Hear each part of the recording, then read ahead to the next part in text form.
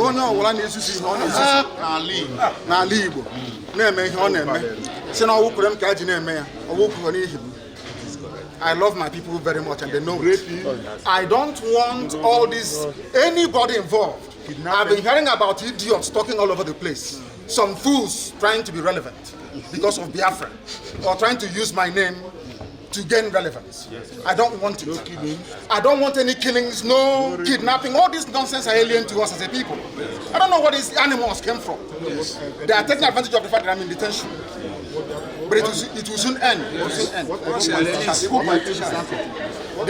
They know what IPOB stands for. IPOB is one family. Any idiot trying to leech on IPOB, trying to use the name of IPOB, trying to subvert the will of the people, our principles and our core values, that person has a lot to contend with when the time comes.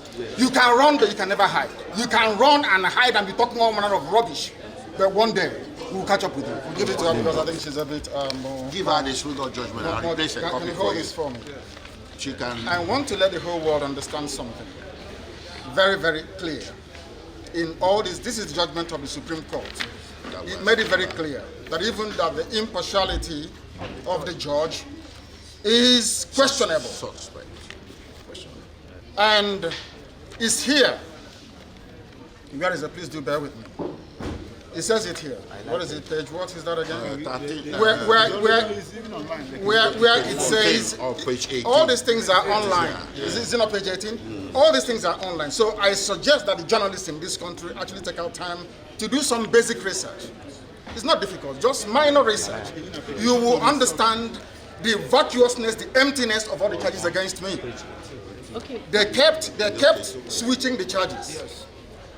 They said I committed this crime in England, isn't it? Yes. I made a broadcast in England. Yes.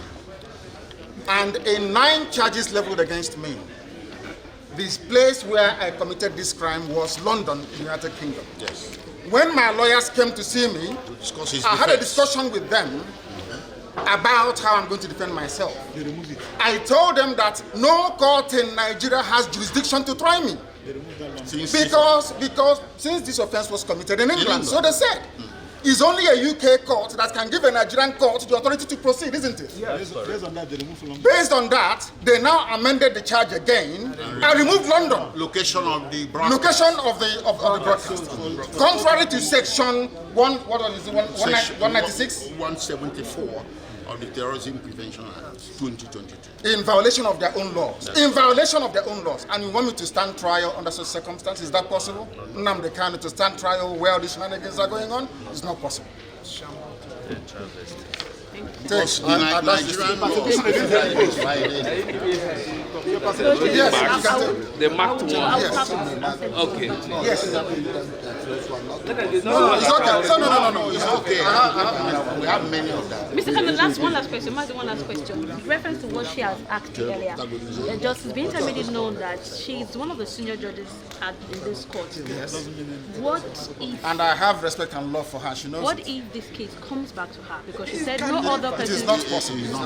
This persecution of the Igbo people, this orchestrated, almost global persecution of the people stops with me. It cannot happen.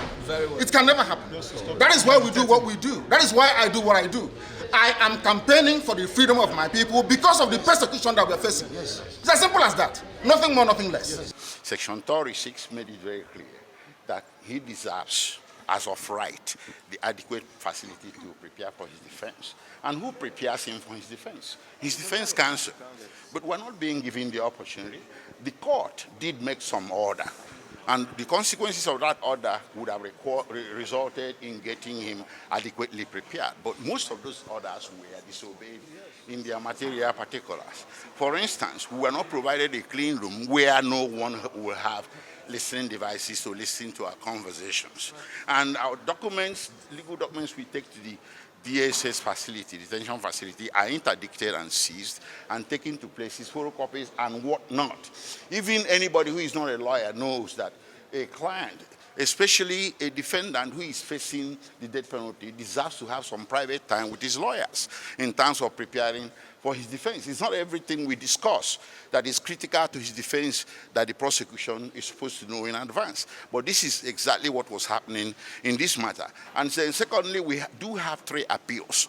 One goes to restoring his bail, which the Supreme Court severely criticized revocation of his bail by this High Court. And the other 2 go to the jurisdiction of the High Court to try him for these offenses. So what is really the essence of rushing to trial when you have these 2 situations militating against such trial? So we took that position and we tried to relay it to the Honorable Court, but the Court was insisting in the face of all this, especially the injustice of not allowing him his constitutional right to fair hearing, the Court was insisting on proceeding to trial. That left our client with no choice than to express his loss of confidence in the impartiality of the Court. That's what happened. That's why he requested for the judge to recuse herself.